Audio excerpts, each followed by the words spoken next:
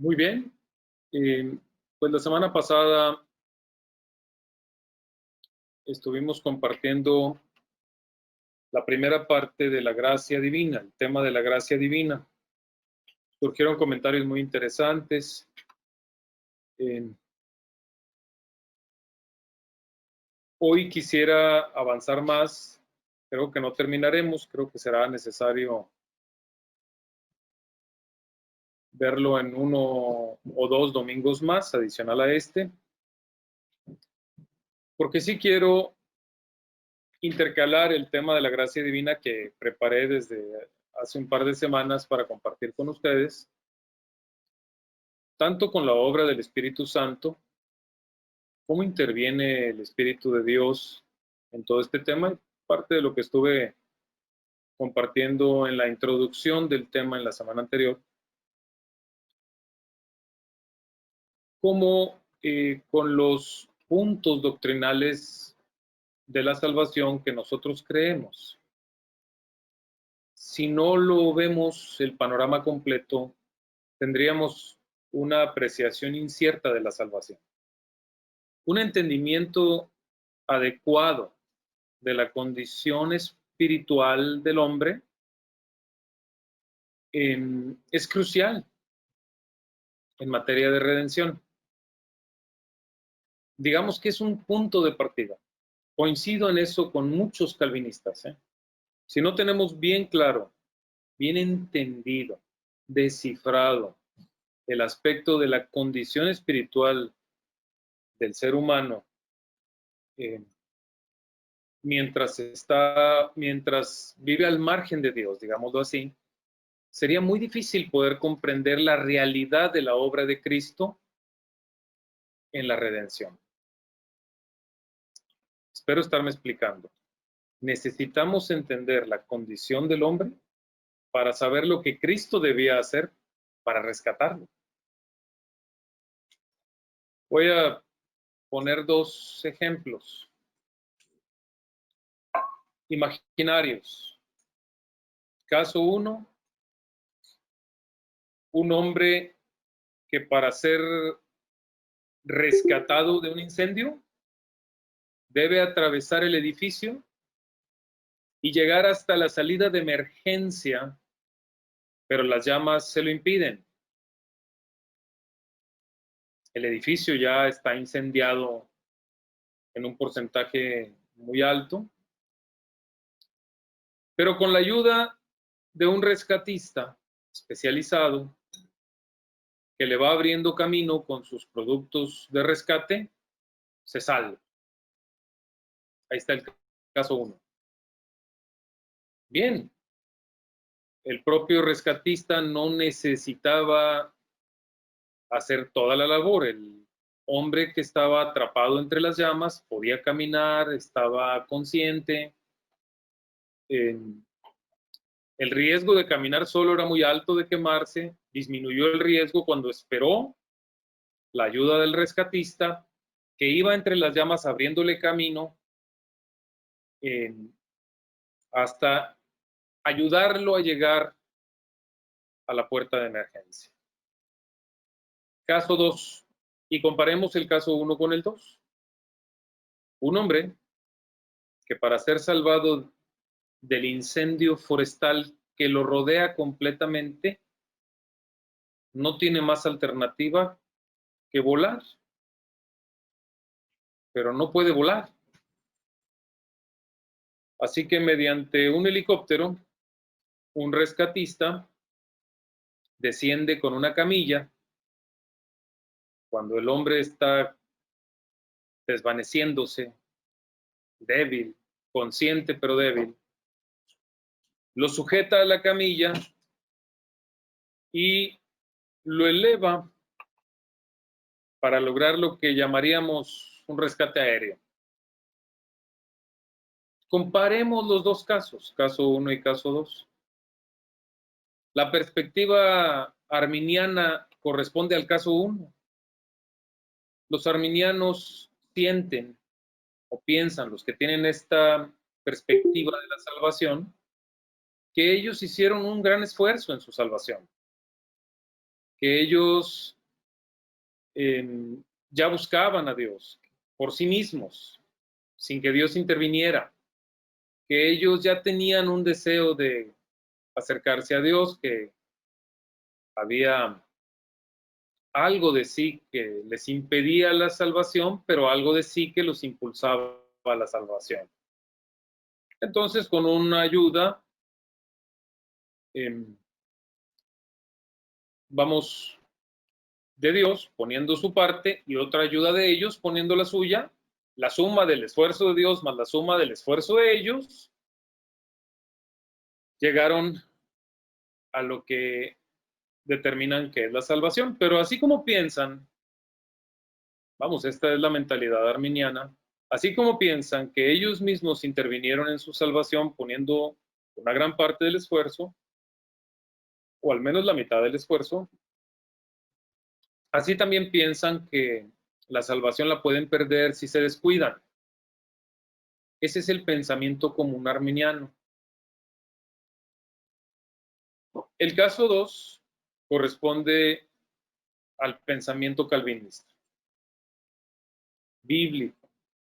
Nosotros consideramos que no podíamos salvarnos, que nuestra condición estaba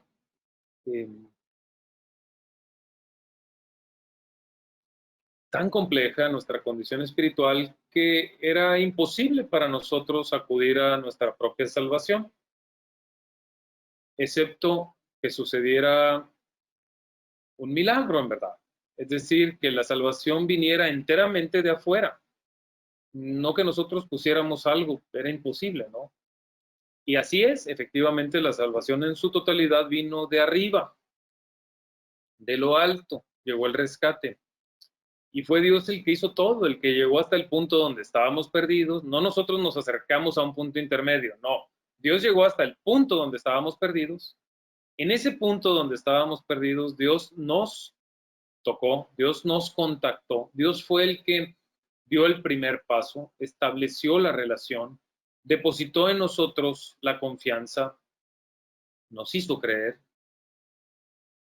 y depositó en nuestro corazón la verdad, su verdad, para que de manera progresiva nuestra mentalidad fuera afectada por su palabra. Él de su voluntad nos hizo nacer para que seamos primicias. Él de su voluntad nos hizo nacer por la palabra de verdad, para que seamos primicias suyas. Pero Él de su voluntad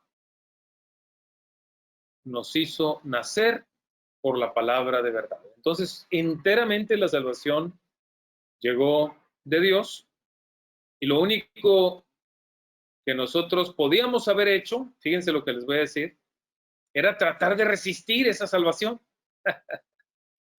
No ayudar en ella, no. El testimonio de todos nosotros es así, que de alguna manera Dios poco a poco fue obrando y nosotros tratando de resistirnos hasta que finalmente nos venció, porque Él es Dios. Como cuando alguien va a derribar un árbol con una hacha y comienza a pegarle al árbol con el hacha, poco a poco, de manera progresiva, comienza a avanzar, a causarle un corte, otro corte, otro corte. Bueno, no es en el primer hachazo que el árbol se cae, sino que poco a poco el árbol se va venciendo progresivamente con el avance, con el esfuerzo, y en la medida que el hacha va penetrando más al árbol, llega un momento en que por su propio peso el árbol caerá. Así es como Dios obró en nosotros, usando una persona, otra persona, una palabra, una circunstancia, otra circunstancia, un pensamiento, nos fue sensibilizando, iba entrando el hacha de la verdad en nuestros corazones hasta que llegó el punto en que nos rendimos ante Dios. Y ese proceso, pues, en su totalidad fue gracia, fue obra de la gracia de Dios. Hermanos, espero estarme explicando. Puntos de vista erróneos en diagnosticar una enfermedad nos conducirían a muchos errores en cuanto al tratamiento o la medicina de la enfermedad.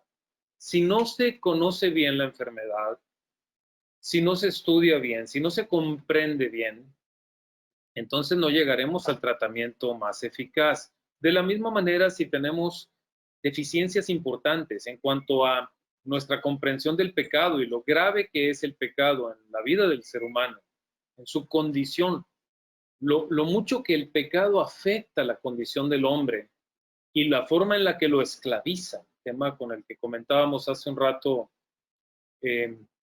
cuánto se relaciona eh, al tema de la esclavitud que David nos compartía, ¿no? Porque finalmente la Biblia nos enseña que el ser humano, al margen de Dios, pues es esclavo del pecado y que hay un poder externo al ser humano que está interviniendo en esclavizarle.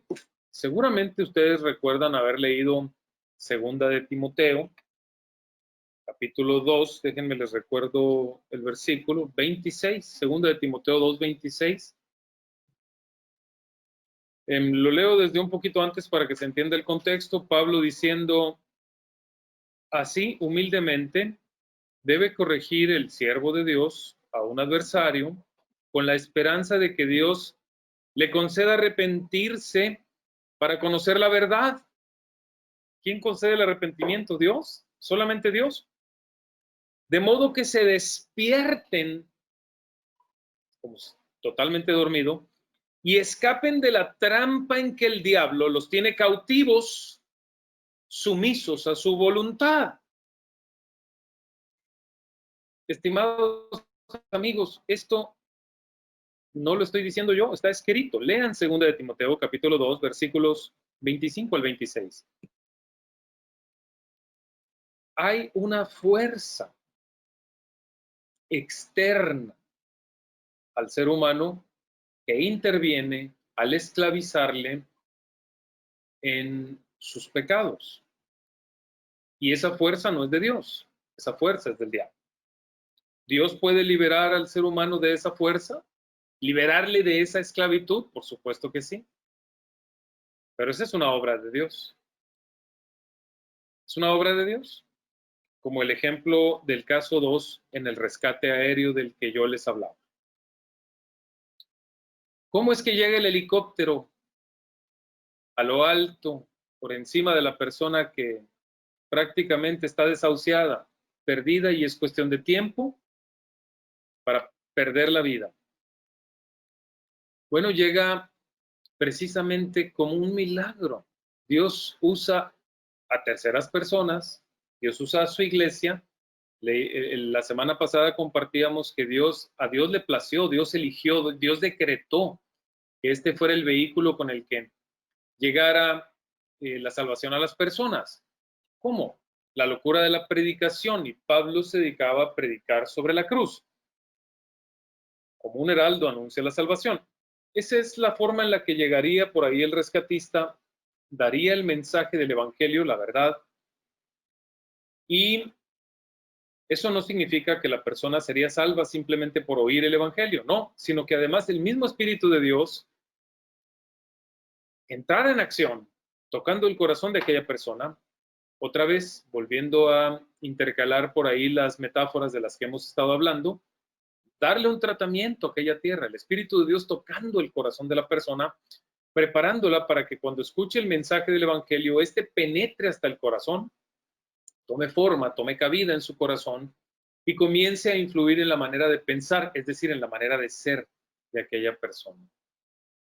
Y literalmente causar un lavado, una regeneración, un lavamiento por la regeneración, como dice el apóstol Pablo a Tito en el capítulo 3, por el lavamiento de la regeneración por la palabra de Dios. Regenerar, es decir, transformar, volver a crear una forma de ser totalmente nueva, poco a poco, progresivamente, con la palabra de Dios. La palabra de Dios es esencial en el nuevo nacimiento. También la semana pasada mencionábamos esa otra metáfora del nuevo nacimiento. La palabra de Dios es esencial. Sí, por lo tanto, sin lugar a dudas, al ir comprendiendo la condición del hombre, la condición espiritual del hombre que vive al margen de Dios, eso nos va dando la capacidad de descubrir con mayor alcance y profundidad la obra de Cristo en la salvación. Podríamos preguntarnos, ¿qué tanto se llega a corromper el corazón del hombre por causa del pecado en cuanto a la justicia divina? Una respuesta a esa pregunta sería elemental para comprender la obra de Cristo en la salvación. Si pensamos que el pecado afectó al hombre de una manera parcial, o bien que eso le causó una decadencia espiritual parcial, entonces necesitaría una salvación también parcial de parte de Dios, porque parcialmente no está perdido. Entonces, solo la parte del hombre que está perdida es la que necesita salvación de Dios. Ustedes pueden entender, pueden ver lo ilógico de este pensamiento, de esta mentalidad. Bien, la semana pasada compartíamos que esa transformación que viene en diferentes metáforas en la escritura se llama nuevo nacimiento. Decíamos que la vida espiritual del hombre consiste en sus pensamientos, ¿recuerdan? De eso nunca nos podremos deshacer. Las cosas materiales que tenemos, la riqueza, incluso la carrera profesional, maestrías y doctorados, incluso sentimientos relativos a victorias o derrotas en la tierra, todo eso se va a perder realmente en el día de nuestra muerte, porque somos espíritu y nuestra vida consiste precisamente en pensamientos, ¿no? Dice la Biblia cuál es su pensamiento en su corazón, tal es él. Les decía la semana pasada, lo único que nos va a quedar cuando vayamos a Cristo son los pensamientos que nos hacen ser lo que somos. Con eso vamos a llegar ante Dios. ¿Sí? Somos en esencia la suma de nuestros pensamientos. Entonces les comentaba yo la semana pasada, bueno, Hebreos 4:12, las palabras que yo os he hablado son espíritu y son vida. Juan 1:12, ¿verdad? Todos los que le recibieron, los que creen en su nombre, les dio potestad de ser hechos hijos de Dios. Esto en Primera de Juan, por ejemplo, 3:10, podemos ver, vamos a leerlo tantito, Primera de Juan 3:10.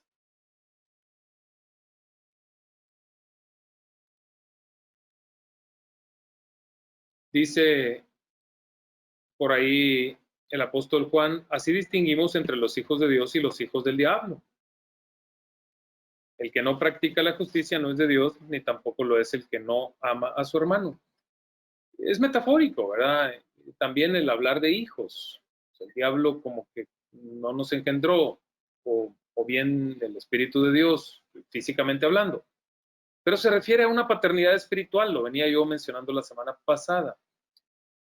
Cuando reinan los pensamientos de Dios en una persona, ahí está la paternidad espiritual de Dios manifiesta. Cuando no reinan los pensamientos de Dios, reinan los pensamientos del mundo, y quien comanda o coordina todo ese sistema de pensamientos, pues no es Dios, por lo tanto es el diablo, el padre de mentira, que a través de muchos formatos y de ilusiones le da un sentido a la vida diferente que no es correcto, que va en contra de los principios de Dios. Y entonces llegamos a ser realmente todo lo que creemos, el cúmulo de nuestros sentimientos, convicciones, pensamientos, se va manifestando en toda una forma de ser. De tal manera que decimos verdaderamente que podemos ser hijos de Dios, entiéndase esta manera metafórica de expresarlo, o no serlo. Estar al margen de Dios y entonces estar a expensas de un sistema del pensamiento cuyo príncipe, promotor, es el diablo.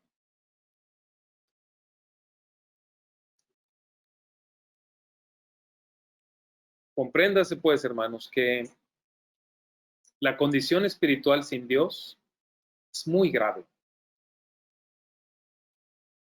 Conduce a una decadencia espiritual total.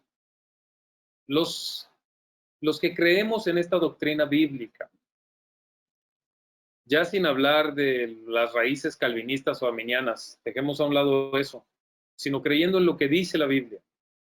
Quienes creemos como está escrito en la Biblia. Les dije hace un momento el texto de Pablo a Timoteo, donde Pablo literalmente habla de una esclavitud al pecado por obra del diablo, ¿no? Sistema del mundo, una fuerza que está al margen del hombre y que el hombre no puede controlar, algo que es incontrolable para el ser humano. Como los dos casos de rescate de los que hablaba, el calvinista o quien considera que la salvación enteramente es una obra de Dios, ve la obra de Cristo como el caso 2. Yo no podía salvarme, nada podía hacer al respecto por mi salvación. Estaba perdido. Era cuestión de tiempo, pero al morir a mí me esperaba un juicio eterno por mi condición de enemigo o de enemistad permanente contra Dios, por mi inclinación al pecado, por mi concupiscencia, porque a pesar de que también hubiera buenos pensamientos en mí, algunos buenos o bondades o algunas virtudes o incluso algunas buenas actitudes, mi condición espiritual estaba en absoluta enemistad con Dios. Mi decadencia espiritual no fue parcial en cuanto a la justicia divina, fue total. Entiéndase pues que no estamos sugiriendo, cuando decimos que el hombre, cuando usamos esas metáforas, que el hombre está muerto en sus delitos y pecados, no estamos diciendo que el hombre no tenga alguna bondad, que no tenga alguna amabilidad, o muchas bondades o amabilidades, no, si las tiene, aún estando al margen de Dios. No estamos tratando de pintar a un ser humano como en absoluta anarquía, queriendo matar a todos, lleno de rabia, furia, que todo lo que quiere es delinquir en todo momento. No estamos tratando de pintar una figura del ser humano así cuando está al margen de Dios, pero estamos pintando una figura de un ser humano en cuanto a la justicia divina, egoísta, que su punto de vista es humanista, que está dispuesto a escuchar algo relacionado con Dios o un tema entero donde se hable en esencia de Dios, siempre y cuando eso lo beneficie en algo a él ahora y físicamente, humanamente, donde él se sienta beneficiado. Todos los temas de religión donde existen herejías, errores en materia de fe, generalmente tienen sus vínculos del error al cambiar de posición a Dios y al ser humano. De una manera escondida, de una manera oculta, no clara, pero lo hacen, donde ponen a Dios a merced del ser humano, no al ser humano a merced de Dios. Véanlo. ¿Cuántas frases, cuántas oraciones, cuántos pensamientos se publican donde se presenta a Dios al servicio del hombre y no al hombre al servicio de Dios? Revísenlo, de verdad se los digo. Revísenlo, examínenlo.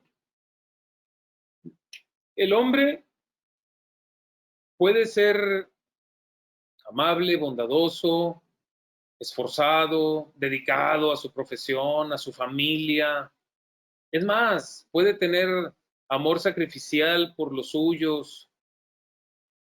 Pero si empezamos a escudriñar la vida de cada ser humano, nuestra vida a la luz de la Escritura, si le ponemos lupa, pero comparando la justicia divina con la justicia del hombre que está al margen de Dios, nos vamos a dar cuenta que en el centro de su corazón hay ídolo, hay idolatría.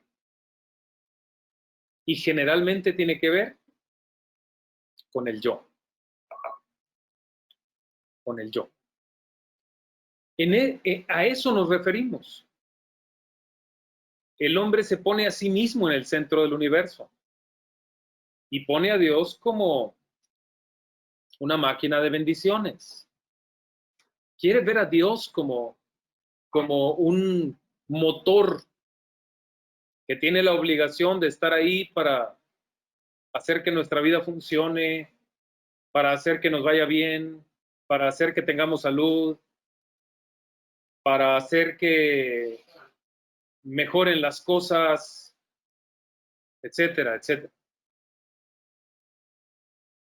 ¿No es eso lo que nos enseña la Biblia? Por el contrario, la Biblia lo que nos enseña es que Dios está en el centro del universo, que Dios es eterno, que Dios ha existido siempre y Él creó al ser humano para la gloria de su ser, que los efectos de su poder, de su bondad, de su amor, de su grandeza inescrutable, se ven manifiestos en su creación. Y que toda la creación de Dios, incluidos nosotros, a una, tenemos el propósito de subrayar y exaltar su gloria. ¿Eso le molesta a usted? Poner a Dios en el centro del universo, decir que Dios es el centro de todo, decir que para la gloria de Dios sucede todo, lo bueno y también lo malo, decir que no hay nada que importe más que Dios por sobre todo y por sobre todos. ¿Le hace sentir algún malestar eso a usted? Piénselo. Generalmente las personas, cuando están al margen de Dios, se sienten atacados o sienten malestar cuando se pone a Dios en el centro del universo y no al hombre. Cuando se habla de un Dios que Él elige, porque Él es el creador. Eso le molesta al ser humano que vive al margen de Dios. Cuando leemos un texto como el que voy a leer en este momento, si gustan acompañarme, vayan a Romanos. Déjenme lo encuentro. Me parece que es el capítulo 9, si bien recuerdo.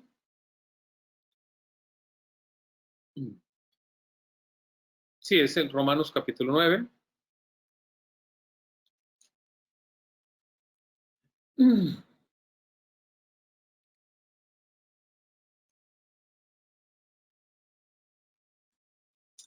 Versículo 18. Vamos a ver qué siente usted al oír esto. Es importante. ¿Qué pensamientos vienen a su corazón cuando usted escuche esto que voy a leer? Así que Dios tiene misericordia de quien Él quiere tener misericordia. Y Dios endurece el corazón de quien Él quiera endurecer. ¿Qué le parece eso? ¿Le molesta a usted escucharme hablar así? No estoy hablando yo, lo estoy leyendo lo que dice la Biblia. O bien, continúo leyendo, pero tú me dirás, entonces, ¿por qué todavía nos echa la culpa a Dios? ¿Quién puede oponerse a su voluntad? O algo terrible, ¿no? Respondo, dice el apóstol Pablo, ¿quién eres tú para pedirle cuentas a Dios? ¿Acaso le dirá la olla de barro al que la modeló, ¿por qué me hiciste así? ¿No tiene derecho el alfarero de hacer del mismo barro unas vasijas para usos especiales y otras para usos o fines ordinarios. Y que si Dios, queriendo mostrar su ira y dar a conocer su poder, soportó con mucha paciencia a los que eran objeto de su castigo y estaban destinados a la destrucción, que si lo hizo para dar a conocer sus gloriosas riquezas a los que eran objeto de su misericordia y a quienes de antemano preparó para esa gloria. ¿Qué tal? Solo estoy leyendo la escritura. ¿Le molesta eso? La tendencia natural del ser humano, del hombre, cuando está al margen de Dios, es a sentir molestia cuando se habla de la soberanía total de Dios. Sentir molestia cuando se habla de la grandeza inescrutable de Dios, de la eternidad de Dios pasada, de la insignificancia del hombre creado por Dios frente a su creador. Así es. Eso naturalmente, si usted está inmerso en su pecado, en su condición espiritual al margen de Dios, como metafóricamente la Biblia lo dice, muerto en delitos y pecados. Si usted está en esa condición, naturalmente se siente molesto al escuchar hablar de Dios así. Pero déjeme le digo algo, Dios es así. Él es Dios, creador. No está sujeto a la voluntad humana. No está al margen de los pensamientos de los hombres. Es justo al revés. Es el ser humano el que está sujeto a la voluntad de Dios. Es el ser humano el que tiene márgenes establecidos por Dios y que dará cuenta a Dios de sus pensamientos, de sus palabras, de su conducta o actos, de sus motivaciones. Esa es la verdad bíblica, no hay otra. Sin embargo, cuando Dios obra en nuestro corazón y de estar en esa condición perdidos, al margen de Dios, cuando Dios obra en nuestro corazón, el Espíritu Santo penetra junto con la palabra. En la propia palabra viene el poder del Espíritu de Dios cuando Dios ha querido obrar en un corazón soberanamente. Y Dios comienza a sensibilizar nuestro corazón. Y entonces, lejos de llegar a sentir molestia algún día cuando escuchamos o hablamos de la soberanía de Dios, la insignificancia del hombre y por supuesto su impotencia, la del hombre total en la salvación, su incapacidad absoluta en la salvación. Cuando hablamos de eso, después que Dios ha tocado nuestro corazón con su verdad, nos sentimos honrados, sentimos que comenzamos una contemplación de la gloria de Dios. Sentimos agrado en nuestro corazón de pertenecerle no a un Dios hecho por el pensamiento humano, no a un Dios producto de la imaginación de los hombres, sino de pertenecerle, ser esclavos, dulos, siervos amados de un Dios creador del universo y supremo rector. Cambia mucho la mentalidad. Sí, sí, sí. A ese proceso de transformación le llamamos nuevo nacimiento. Ese es un nuevo nacimiento. La Biblia enseña claramente que la naturaleza del hombre es metafóricamente muerto. Romanos 5:12. Como el pecado entró en el mundo por un hombre y por el pecado la muerte, así la muerte pasó a todos los hombres por cuanto todos pecaron. ¿Qué hacemos con eso? ¿Cómo negarlo? El pecado, vamos, metafóricamente visto como una enfermedad, No es una gripa. Es una enfermedad de muerte. No es una gripa. Es como un cáncer. Y no hay medicina. Es como una especie de enfermedad para la que no existe medicina. Que el hombre que la padece no tiene él mismo la medicina. Solo la tiene Dios. La Escritura nos enseña que somos como esclavos. Le leía hace un momento, 2 de Timoteo 2, 25 al 26. Que con mansedumbre corrija a los que se oponen, por si quizá Dios les conceda que se arrepientan. Y es Dios el que puede conceder el arrepentimiento para conocer la verdad. Y de esa manera escapen del lazo del diablo en que están cautivos a voluntad de él.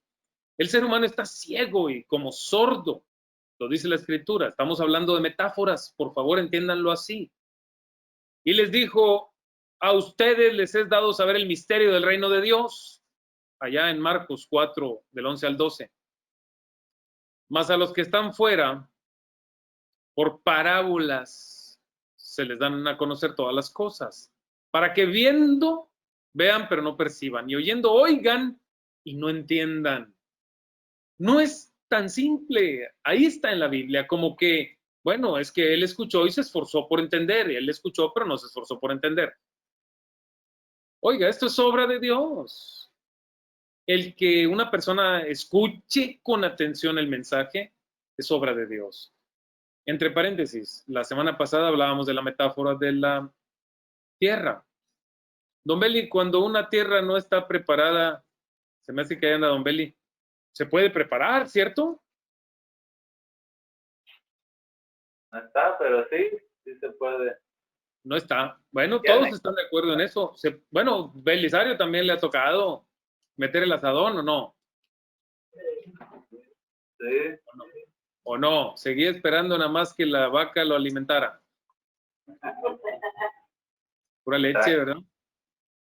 Se puede tratar una tierra, ¿están de acuerdo? Pero, oiga, es verdaderamente toda una labor tratar la tierra. A ver, no es como que, bueno, ahí medio le damos una removida a la tierra y aventamos la semilla. Ya la traté y sembré la tierra. No, espérenme. Una tierra que está mal, vamos, una tierra que no es fértil, ¿sí? Oh, es todo un tratamiento. A ver, pregúntele a cualquiera que le sepa tantito a la agricultura. Es todo un tratamiento la tierra y lleva tiempo, el tratamiento de la tierra. No es así como que de una hora para la otra hora la terminaste de tratar y avientas la semilla y ya está lista. Hay que tratar la tierra para que sea fértil cuando la tierra no es fértil. Dios hace esa obra en nuestro corazón. Claro, les decía la semana pasada, muy probablemente el error de algunos arminianos, con todo mi respeto, nadie se ofenda con esto, muy probablemente el error de algunos arminianos es pensar que ellos fueron quienes tomaron la decisión, pero lo que no ven es que antes de que tomaran esa decisión, Dios ya había obrado en su corazón. Tú elegiste a Dios, qué bueno, pero ¿por qué no reconoces que Dios antes te eligió a ti? Lo dice la Biblia, no lo digo yo. Tú amas a Dios, qué bueno, me encanta escuchar eso, pero ¿por qué no reconoces que para que tú pudieras amar a Dios, Dios primero te amó a ti? Es tan difícil de entender eso. Es que Dios trató tu corazón. Y como Dios lo trató, eso también es una obra de gracia. Cuando alguien te habló la palabra o escuchaste el mensaje del Evangelio, por supuesto que lo creíste, pero lo creíste porque Dios hizo que lo creyeras. Todo eso es obra de gracia. La Biblia nos enseña que el hombre carece de ese entendimiento espiritual. 1 Corintios 2:14. Dice que el hombre natural no percibe las cosas que son del Espíritu de Dios, porque para él son locura y no las puede entender, porque solo se pueden discernir espiritualmente. Léalo en 2 Corintios 2:14. Sí. Hay muchas metáforas que pudiéramos usar en ese sentido. Lo que quiero decir es que no es que el hombre no pudiera razonar, no es que el hombre fuera un asesino. No es que el hombre sin Dios no pudiera pensar o sentirse mal si obra mal, tener remordimientos o que le duela lastimar a alguien. No, nada de eso. No lo ven así porque no es lo que estamos diciendo ni proponiendo. Lo que estamos diciendo es que el hombre al margen de Dios es insensible en su totalidad hacia la verdad de Dios, hacia Dios en esencia. Es insensible para reconocer que Dios es el centro del universo. Es insensible para reconocer que Dios es la vida y que no solo es el centro, sino que es el principio y es el fin de todo en la vida. Esa es la verdad. El hombre sin Dios tiene un enfoque muy terrenal. Le da mucha relevancia a las cosas de la tierra. No digo que esté mal que seamos responsables, que estudiemos, que tomemos una maestría, un doctorado, 2 o 3. Eso no está mal, no estoy diciendo eso. No digo que el hombre no se deba esforzar al competir y tratar de ganar y tener victorias y ganar para sus familias recursos y darle lo mejor a sus hijos. Todo eso es muy bello, entiéndanme. Pero lo que estoy diciendo es que cuando el hombre vive al margen de Dios, eso es lo que tiene primer lugar en su vida. La preponderancia en su vida la tienen las cosas de la tierra. Y el ser humano al margen de Dios quiere vivir primeramente buscando todo lo que en la tierra le complace, le hace sentir cómodo, le hace sentir feliz, le hace sentir a gusto. Y quisiera el hombre que en automático, como por añadidura, le llegara la salvación de Dios, el bien de Dios, la bondad de Dios, el perdón de Dios, la misericordia de Dios, el amor de Dios. Que esas cosas, vamos, que esas cosas me persigan a mí, que me alcancen y que me llenen. Pero yo no tengo tiempo para esas cosas. Esa es la tendencia natural del ser humano al margen de Dios. Insensible para lo espiritual, insensible para lo celestial, insensible para con Dios. A lo mucho, acallando su alma, pues yendo un ratito ahí a la iglesia, leyendo algún poema relativo a las cosas espirituales, dándole un like a una publicación de la Biblia de otro, dándole un like a una buena reflexión bíblica de otra persona, etcétera, ¿verdad? Y así sentir, oh, yo sí soy espiritual, esas cosas a mí sí me gustan. Pero la clara realidad es que el hombre al margen de Dios, Dios no tiene el primer lugar en su vida. Como está escrito, buscad primeramente el reino de Dios y su justicia. Y todas las demás cosas, las que son de orden terrenal, las cosas que necesitamos para comer y vestir, vendrán como añadidura. Ahora, cuando Dios hace ese milagro, porque es Dios el que lo hace de principio a fin, cuando la gracia divina interviene en el corazón de una persona, créame, por favor, créalo. Experiméntelo. Permaneciendo atento a la palabra de Dios, experiméntelo. Va a haber un cambio. Un cambio que usted no podrá controlar. Usted no podrá controlar, porque no va a depender de usted, sino de Dios. Usted no lo va a poder controlar. Usted no va a poder decir hasta aquí, no más. No va a poder. Cuando Dios viene y se manifiesta y hace su obra en el corazón de un ser humano, poco a poco, todo su ser será transformado. Y aunque todavía va a ser tendiente al pecado, y aunque todavía va a tener luchas y una concupiscencia y va a cometer errores y va a defraudar a otras personas y se le van a salir alguna que otra mentira y todavía va a estar luchando por ser mejor persona, la esencia de la naturaleza de su ser fue transformada y va a luchar toda la vida contra el pecado, con ahínco, sin que nada ni nadie lo pueda limitar, detener o frustrar en sus propósitos de santificar su vida para la gloria de Dios. Es verdad lo que le estoy diciendo. Y esa es básicamente la historia de cada verdadero cristiano desde nuestro Señor Jesucristo con sus apóstoles, fundando la iglesia, hasta hoy. ¿Qué le parece? Bien, voy a haber avanzado hasta aquí esta semana con la gracia divina. Es un tema sumamente fascinante como para pasar mucho tiempo.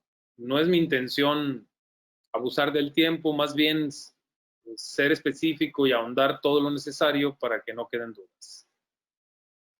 Voy a abrir un espacio para que enciendan sus micrófonos y hasta lo que hoy hemos visto me digan si hay alguna duda, sobre todo si hay dudas. Y si hubiera algún comentario que sea muy breve nada más para complementar lo que se ha dicho. Adelante, David. El micrófono está apagado, David. Yes. Bueno, voy rápido, traté de hacerlo más rápido, pero no sé qué tan rápido voy a hacer. No te preocupes, adelante, David. Es que, bueno, rápido, una cosa porque es algo que quería yo mencionar la siguiente semana, también con lo de la esclavitud, porque hay todo un sentido metafórico, ¿verdad? Pero yo Sí. de lo que también he aprendido es que este sentido metafórico también en el plano espiritual hay mucho de verdad, pero es como ver ya sea la esclavitud o muerto espiritualmente como lo más cercano a representar la realidad espiritual en la que estaba el hombre o lo que Dios esperaba de un creyente. Vaya, yo también lo he entendido así, aunque es una metáfora, pero hay mucho de verdad y más en el plano espiritual, pero es como una forma de hacer entender lo que es la condición del hombre. Más no sé si usted comparta esa visión también. Lo otro que quería mencionar dijo algo muy interesante y que le quiero hacer como énfasis, es en 2 Timoteo 2:26. En la nueva versión internacional cambia un poco, pero bueno, aquí yo tengo la Reina Valera que dice, y escapen del lazo, en el versículo 25 dice, que con mansedumbre corrija a los que se oponen por si quizá Dios les conceda que se arrepientan para conocer la verdad. Yo he compartido este versículo y muchos me han dicho, conceda, pues ahí está. Yo les digo, es que es un regalo, que es algo, o sea, te están concediendo, se te está dando. Me dicen, sí, pero en un regalo tú tienes que extender la mano. Si no, no se te va. Entonces, pues yo ya no sé, ya me quedo como que, no puede ser. Y eso lo dice el John Lennon, que dice, pero tú tienes que extender la mano. Es como sí, es un regalo, pero si no extiendes la mano, no, tienes que recibirlo y tienes tú que decidir recibir el regalo. Lo puedes rechazar. Y yo, bueno, ok. Y de Lennox dice algo muy interesante, porque usted estaba leyendo, si acaso en Romanos lo que nos leyó nos ofende, la parte de, eso me perdió, pero es Romanos 9, el versículo 18. Y él hace, porque aquí tengo su librito, siento yo que es muy útil, porque todo lo que usted estaba diciendo, él tiene una respuesta a ello. y él dice, bueno, sí, ofende todo eso, pero ofende porque está incorrecta la manera de pensar de los que creen en el calvinismo y en la soberanía de Dios, porque ofende, porque atenta contra nuestra, digamos, nuestra razón, nuestro razonamiento lógico, y lo lógico es que, bueno, aunque los calvinistas hacen un muy buen punto con la soberanía de Dios, pero se olvidan del amor de Dios. ¿Dónde está el amor de Dios? Ese es siempre el argumento que presentan. Y de ese capítulo que usted mencionó, no sé si la siguiente semana vaya a elaborar más en ello, no lo sé, pero más arriba, pues se habla sobre los ejemplos de Isaac, ¿no? Y luego también se habla de Jacob, Esaú, y que a uno lo eligió para servir al otro, y no sé qué. De ahí, ese es un versículo aquí en Romanos que se usa para nosotros justificar que Dios tiene elegidos y a otros, y otros no. Entonces, él dice, sí, pero hay que contextualizar. Él quiere contextualizar Lennox y dice, el propósito por el cual Esaú fue, digamos, aborrecido y fue elegido, o sea, fue elegido para algo e Jacob para algo. La elección consiste en que Esaú va a servir a Jacob. Esa es la elección, no se refiere a la salvación. Y con eso quiere justificar y sacarlo de contexto para decir que ahí no podemos utilizar ese texto para hablar sobre la elección de Dios y su gracia ni nada de eso. Pero son textos que a mí me han citado otros, que los he escuchado y que los presentan de una forma muy poderosa. Y que sí, yo cuando he leído este texto también, yo leí este texto a uno de los hermanos y ahí es donde las cosas no terminaron muy bien, porque sí se ofendió mucho y me hizo el cuestionamiento, es que tú te estás olvidando del amor de Dios. Tu idea de que Dios sí muestra su amor, pero solo a los elegidos, es solo una excusa, es una muy mala excusa, me dijo. Y yo le dije, es que a lo mejor a usted no le gusta, no le dije que le ofende, pero le dije, es que a lo mejor a usted no le gusta esto, y eso es distinto.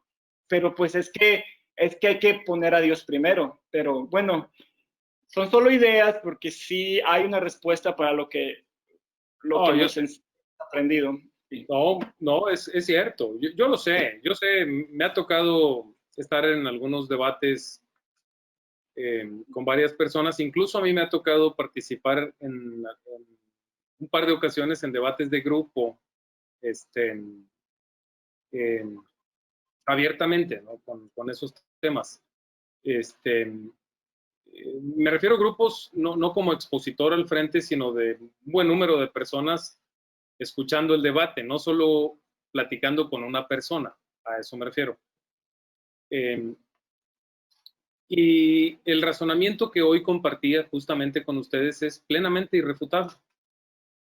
Por supuesto, llegará un punto en el que des el argumento que des, aunque sea bíblico, bien contextualizado, alguien aún así lo deseche con cualquier pretexto. Siempre va a pasar eso, ¿verdad? Estamos acostumbrados, sabemos que así es. Solo Dios puede instalar la plenitud de su verdad en un corazón, ¿no? En ese sentido. Pero está muy bien, insisto en que me gusta la idea de ir recordando, pues, cuál es el pensamiento arminiano para poder seguir desarrollando y maximizando nuestra comprensión de la doctrina más profunda bíblica en la salvación. Al final, yo no puedo convencer a una persona, eso me queda muy claro, pero debo exponerlo a la verdad y publicársela, y orar y esperar que Dios obre. Por otro lado, lo que me debe preocupar mucho, o en lo que más me debo enfocar, para ser más preciso, en lo que más me debo enfocar es en asegurarme de que he comprendido plenamente la verdad del Evangelio y cómo esa verdad del Evangelio puede causar un impacto tan grande en la vida de un ser humano que vive al margen de Dios. Eso me tengo que enfocar. Y cuando yo predique el Evangelio, cuando lo anuncie a una persona, tengo que tener muy claro que aquella persona está en esa condición espiritual que describíamos hoy en la predicación o hoy en el tema. Está en esa condición espiritual. Si yo tengo eso muy claro, no con la perspectiva de los arminianos, sino con la perspectiva bíblica correcta que nosotros creemos, también entenderé de forma muy clara cuál es la medicina que esa persona necesita. Si a mí no me quedara muy claro la condición del paciente, le voy a tratar de recetar una medicina que no lo va a salvar.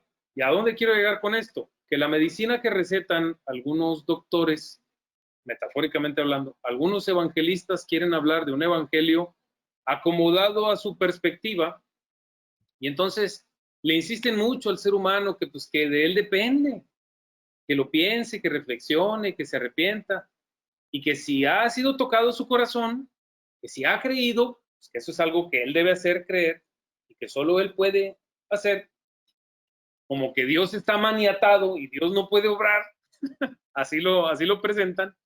Dios ya hizo lo que él tenía que hacer, Dios ya no puede hacer más, ahora está en ti.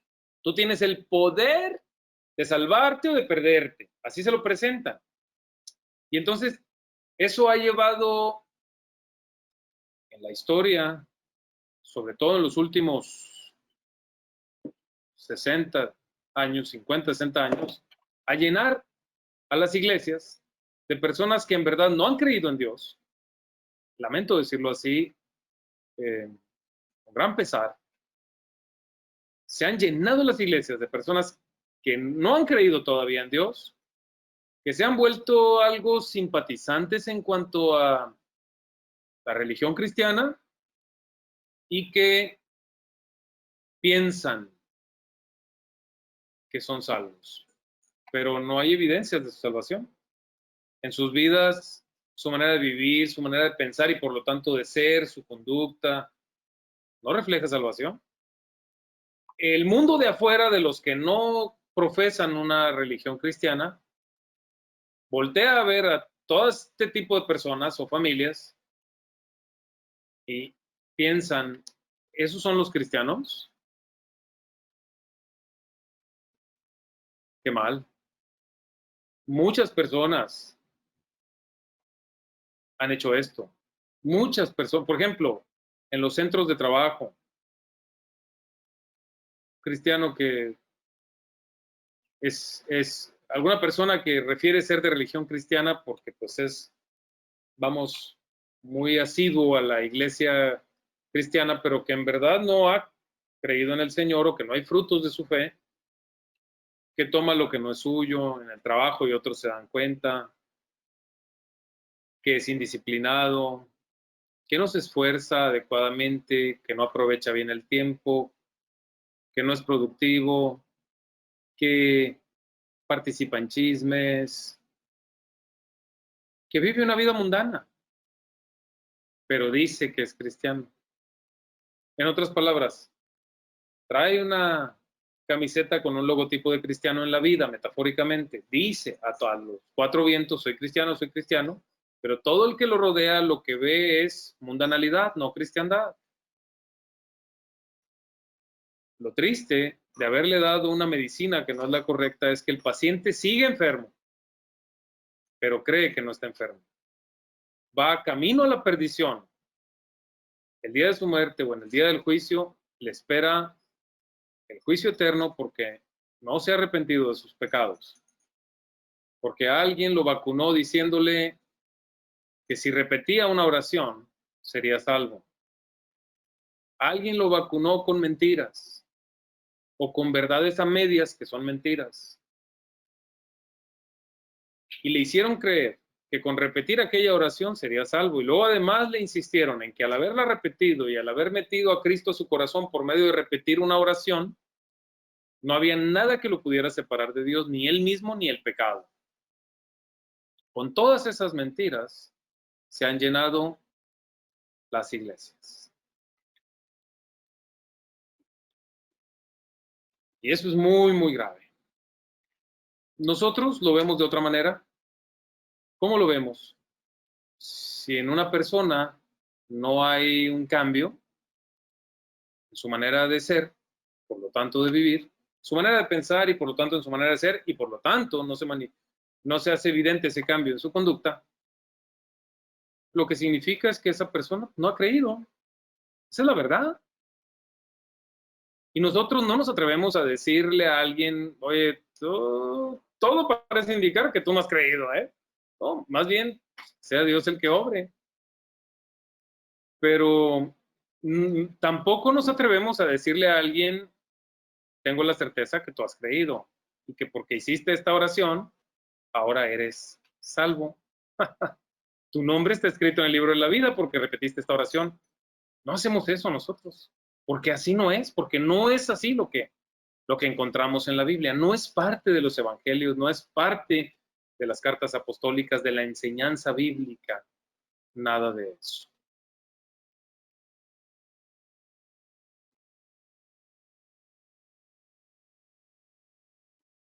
Espero estarme explicando en ese sentido.